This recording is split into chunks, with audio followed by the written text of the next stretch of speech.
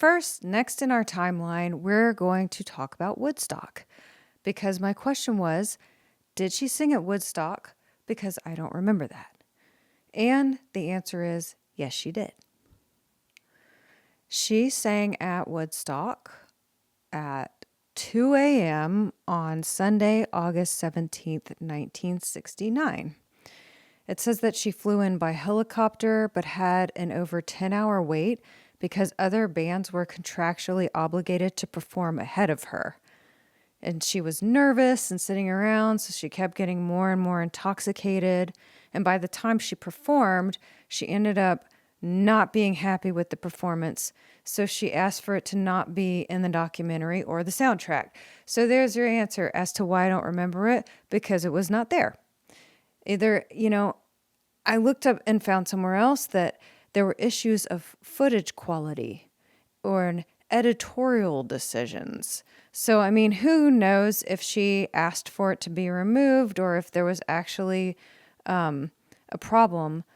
But, my next question became, does the footage of her playing actually exist, or was it completely destroyed? Because, I've never seen it. And so, yes, thank you, YouTube. It does exist, and it's on YouTube. And so I pulled it up, and watched a little bit of it. I don't really know I don't know what the problem was. It sounds great to me. It looks great. The footage looks fine. So, who knows? I know probably, she could have she could be a little more self-conscious because she was so intoxicated and knew that she had, been using for all that time up until her performance, and maybe thought that hindered her a little bit. But I'm not really sure what the hesitation was because it sounded great to me. Now we're going to go into Janis's third album after her performance at Woodstock. This was released on September 11th, 1969, Kozmic Blues. And this one I'm so excited about because I didn't listen to this very much back in the day. So pull this one up. You have to listen to this one. This is the best one. And it's the one that nobody really talks about, I guess, or is really part of, it's I don't know. Why is this one overlooked? This one's freaking great. Comment below. Let me know if you agree or you don't think that this one is the best. I'm so excited about this. So, Kozmic Blues. This was Janis and a bunch of studio musicians. But Sam Andrew from Big Brother was also on this album too. The songs are Try, Maybe, One Good Man, As Good as You've Been to This World, To Love Somebody, Kozmic Blues, Little Girl Blue, and Work Me Lord. So that's only 8 tracks, but whatever. It's great. The first thing I noticed about this album when I pulled it back up and looked at it is the album cover, because it looks like a fire if you get far away from it enough. It's a picture of Janis singing, but it's exactly like what her vocal and her performances sounded like and looked like. She was like a flame that was burning. And so I could see why they put that on there as the album cover. I'm really not sure why this album isn't as well known and as popular. Obviously, Pearl and Greatest Hits were released after she died, so those got a lot of attention. But I don't know, because Cheap Thrills was such a big hit, so I'm not sure why this one didn't get as much love. So let's go into the tracks themselves and something that I noticed about her vocal technique. So if there was a question whether Janis is just a gritty singer for the purpose of covering something up, in a way that you can use tonally, an effect from your voice to cover up the fact that you can't exactly hit that note dead on. So you're going to fudge it a little bit, which we can do. Listen to the second song, Maybe. when it hits like 2 minutes and 18 to 19 seconds right there, those notes right there, she does them straight. She doesn't do them with any sort of grit in her voice. And it's beautiful that she holds them out like that, because it just goes to show like she's totally capable of that. It's more of a pure tone. And then my next thought was, I wonder if there could be some sort of software that we could run, or AI programming that could remove like all of the grit from her voice so that we could actually hear the notes that she's singing without all the coloration on them. I mean, why would you do that? But I don't know. Why wouldn't you do that? That seems interesting and cool. My next thought about this album is for Kozmic Blues is that Janis is going back to her roots on this, because she and I, as I've said, grew up in the same area of the country. And if you grew up in the deep South like we did, the blues is in your blood. Blues, R&B, soul, and it's in a pure form on this album. Like, all of us love the blues. I mean, how can you not? Like, it's at the festivals, you're eating crawfish, you're walking around, it's in the bars, it's everywhere you go. It's just sort of like a backdrop. There's something about the swamp and the weather, that slow, languid moving, and it just lends itself to that. It's seeped in the culture. And I can tell that they were trying to get closer to like a blues album. They were strict like pop blues, rock blues that you could play on the radio. They were going purely towards the genre. One thing that I noticed about the song One Good Man, which is a straight blues song, what they used to do back in the day, and they still do sometimes today, but probably not that much, is like at the end of a song, if you need it to be a certain length for like radio play or a more concise recording, at the end of the song, you like slowly ride the fader down and fade out to silence. But the end of that song in particular, I was thinking, why are we riding the fader? Like, it could have, had blues guitar solos that went on for another 5 minutes, and it wouldn't have been better. Like, it didn't need to end right there like that. It could have been an awesome lengthy blues song. And then I was like, okay, well, it had to fit on a record. I mean, that's one reason. Like, these days I can have a 20-minute recording and it's all computerized, but like a record only has so much physical space. You can only have such a long song. My next thought about this album was that Janis really made these old blues standards hers. Like, she took ownership of them, and a lot of her songs are covers. But I was thinking, if this wasn't Janis Joplin, this could be like a random bar any night in Texas, like with like some lady, like have a lot of these songs. I mean, and so, it's Janis that brings that quality to life and makes them their own. And it takes like a really strong personality for somebody to take possession of that and make it their own. Or it's just like another cover song. Like, there's a woman right now, I think her name is Beth Hart. She's got that quality. I believe that's her name. But it's like she's doing a lot of old blues standards and covers and everything. But damn, I mean, that woman is so talented. It's like you hear that and you're like, oh, that's yours now. Like, you made that yours. Also, what I appreciate about this album in terms of mixing is that they kept the horns really low and mellow in the mix. Like, some of the horns especially can be really jarring and loud. In live sound, they can be super upfront and in your face, particularly trumpets and saxophones. They can blow your head off if you don't back them off in a mix on an album. And when you're doing live sound, like most times, you may not really even have to mic them because they're just so loud, like it's kind of attempting to bring the rest of the band up around them to meet that level instead of really amplifying them. They just cut through everything.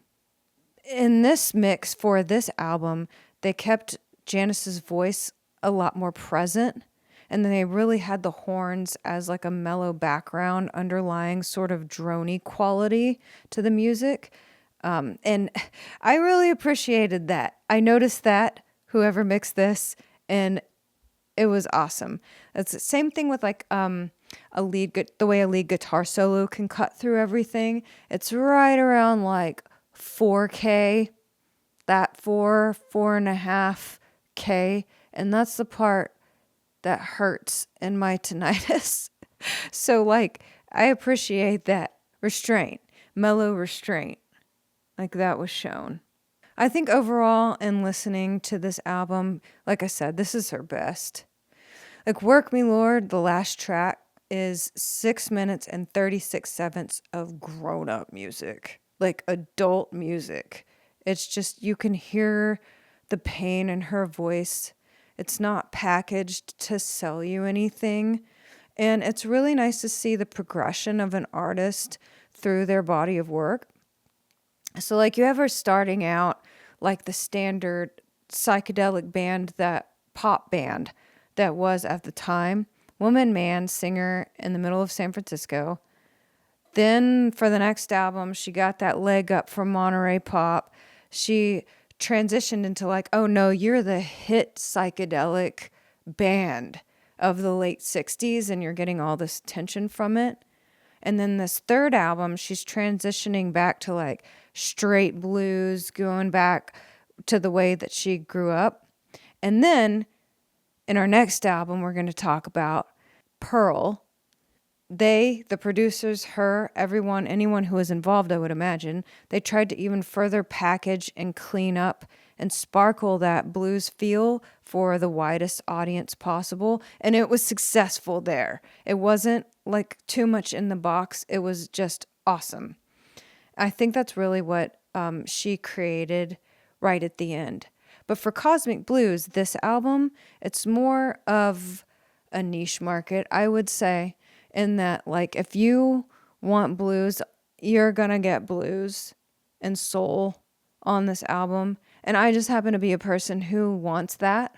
I mean, so, you know, in this sense, like, it's personal taste that leads me to love this album even more. So as we go into Janis's fourth and final album, we see her have a band change again. In late 1969, guitarist Sam Andrew left the Kozmic Blues band and returned back to Big Brother. I found that John Till soon convinced Janis to hire his Full Tilt Boogie band in its entirety, thus creating Joplin's Full Tilt Boogie backing band, now headed by her. So we see Janis really taking ownership of this final phase of her career. She took a more active role in putting the band together, and she believed that hiring the remainder of Till's band would provide her with the powerhouse boogie outfit she needed to back her.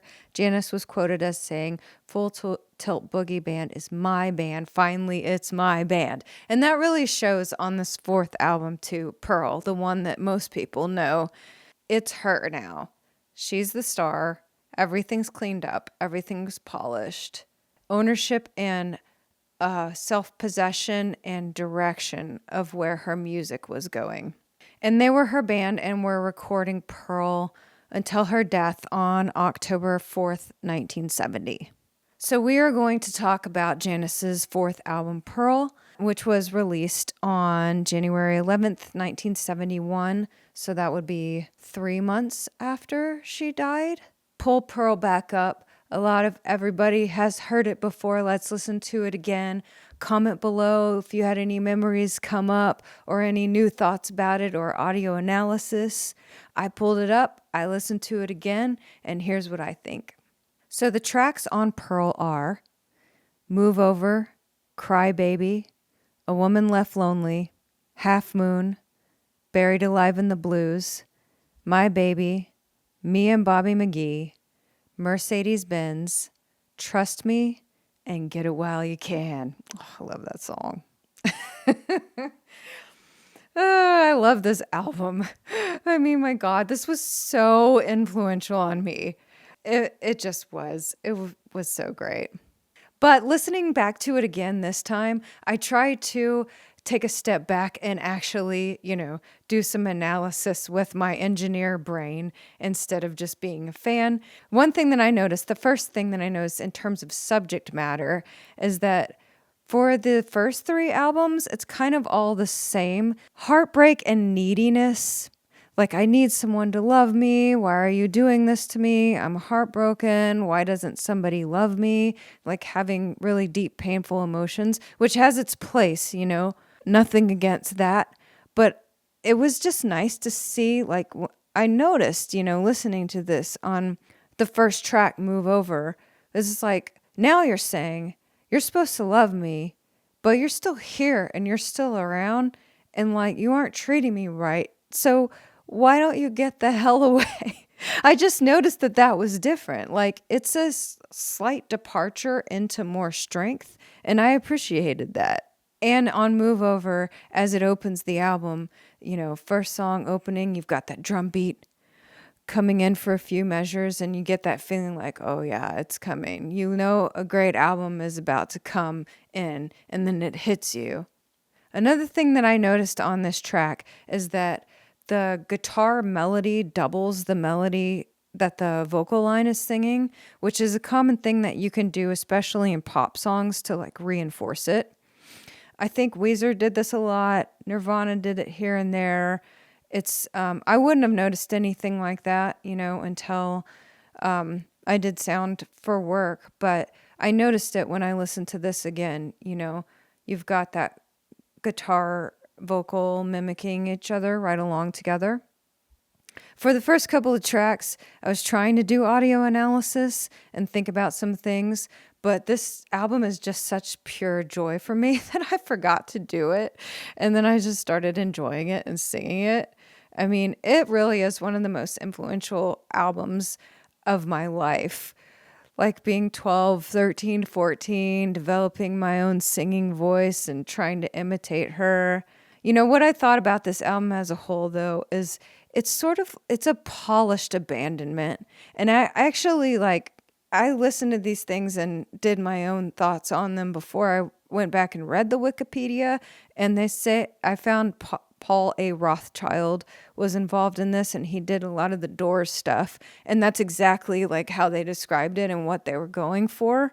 So, that was what I got from that too.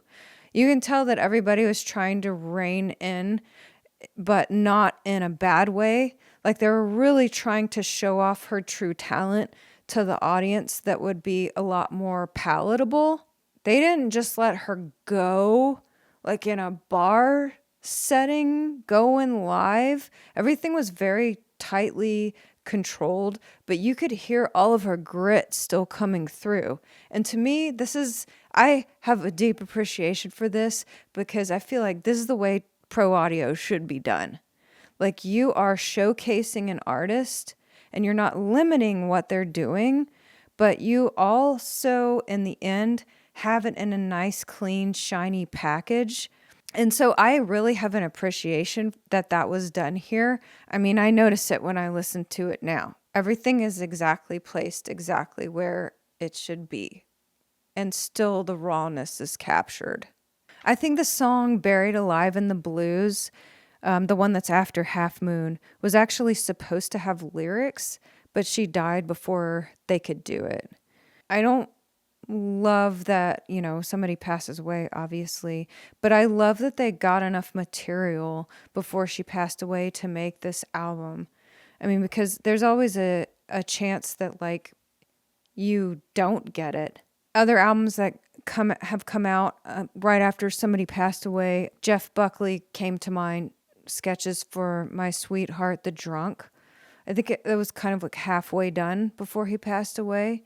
And you just really hope that, you have enough material for any sort of full product. It would be such a shame to, in the process, lose all the work that you knew you had because you hadn't captured it yet. All these songs could have been lost because you just happened to be like, oh, we just completed all of our band practices, or we were only at session 1 and we had just, scratch tracked acoustic guitars or whatever, and now we have nothing and the person is dead. It's like they're just so lucky that they captured all this when they did. On Me and Bobby McGee, I had something that happened from across the room. I was listening to where the chorus comes in, and I was like, why does that sound like Jimmy Buffett? And I I don't know why, like I just was hearing it wrong or something, but I'm like, that sounds like the tropical, like steel pan or steel drums. I was hearing something that was making me think of that. And I was like, I have to go look up and see if it was actually that instrument coming in on the chorus. But then when I looked up, it did list that somebody was, credited for playing bongos and congas and everything. But that really wasn't what I was hearing. But it did say that there is a Hammond organ that's going through a Leslie speaker, giving it sort of like a watery, wobbly tone. That wasn't actually what I was thinking of, but whenever I saw that, I was thinking, here's what I'm going to do. I'll do a video on Hammond organ Leslie speakers because those are a really interesting thing to talk about. So like the speaker, the cabinet itself has like multiple parts that are actually rotating inside of the cabinet that create that Doppler moving effect and that watery sort of sound. And then the organ with it does a particular thing. I've had the opportunity to mic one of those and do live sound with that stuff before. So I'm just so happy I had the chance to actually experience this in real life. So I'll do a video about that. That's really cool. But that organ with the Leslie cabinet is on Bobby McGee. Mercedes-Benz. I think I read that this was like the last song that Janis ever recorded. And I have to admit, if there's one song of Janis Joplin's that I don't like, and there's always one in like somebody's discography, even if everything they've done is completely amazing, I don't like this. It's an a cappella song that is sarcastic and annoying, and I skip it every single time it comes on. I mean, we've all heard it, I think. And I go to the next track, which is Trust Me. And it's just always a relief when the music comes back in. But yeah, I mean, that one was skippable. Overall, I would say Pearl as an album is the complete package. I am taken out of my audio analysis in a way. They say when you're watching a movie, it's like the suspension of disbelief. I'm not thinking about all the little technical aspects. There's nothing really jumping out to me. I'm just enjoying the music. And when you can forget about sound, that's like watching a movie too. You only notice the sound track when things are bad.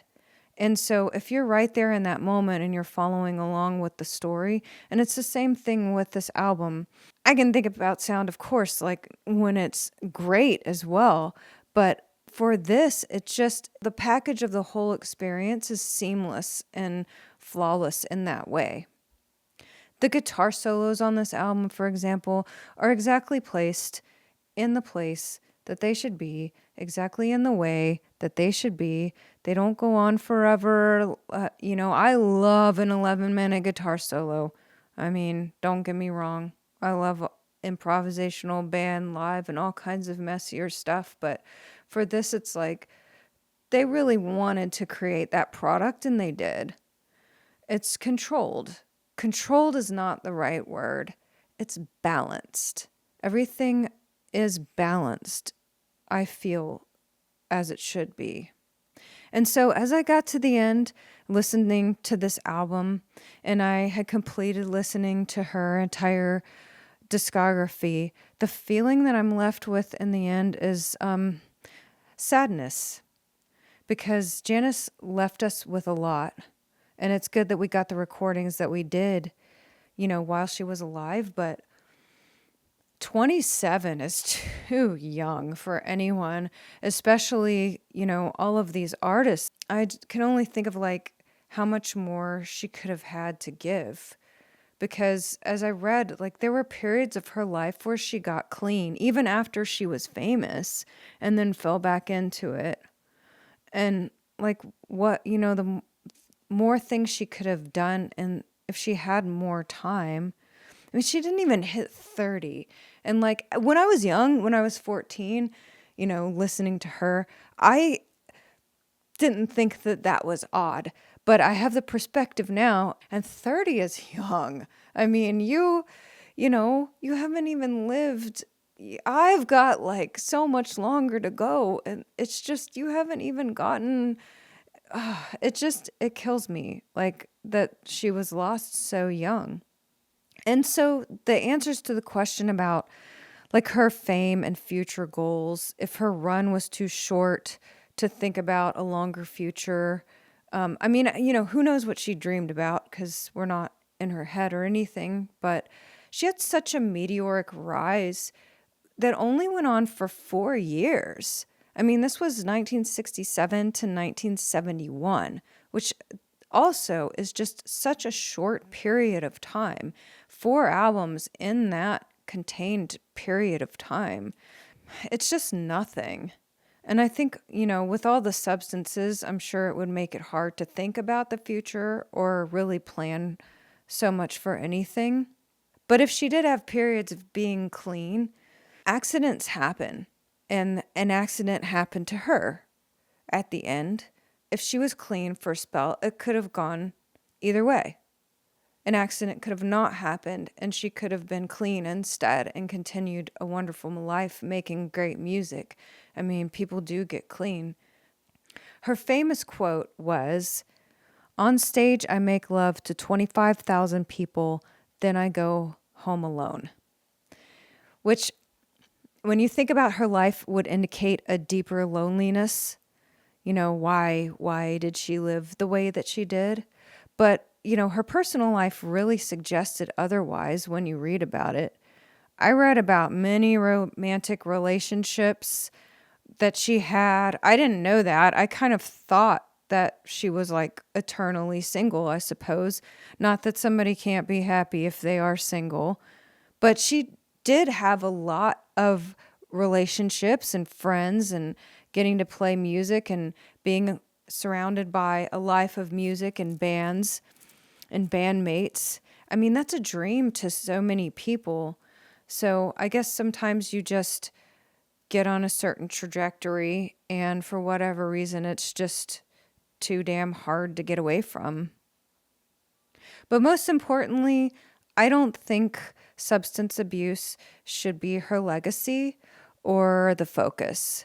Like, I read on Wikipedia about how one of her touring managers wrote a whole book about how much drugs she did. And I was just like, oh my God, really? Like, dude. I mean, why are we not talking about how awesome Kozmic Blues is instead? Why is that the focus for her? And so this is why I'm talking about how awesome Kozmic Blues is instead. Because, I don't want this to be somebody's legacy. Nobody should have to be only defined by that. She gave us, in this world, some awesome music. And that's what I want to talk about here. It's all about the music. So thank you, Janis. Thank you for inspiring me and inspiring so many other people out there with your awesome presence and your awesome music. We appreciate you and everything that you've given us. All right, everybody. Thank you so much for being here for this long one that I imagine is going to be in multiple segments. I really appreciate you being here. My opinions are just my opinions. They don't mean anything. I mean, whatever. My memories are my memories. I'm interested in what you guys have to say and your opinions of it too. Talk it out. If I was too hard on the engineers, I'm so sorry. If you're still alive, I'm so sorry. Don't cancel me. I love you. You're awesome. And I'll see you guys in the next one. Rock on.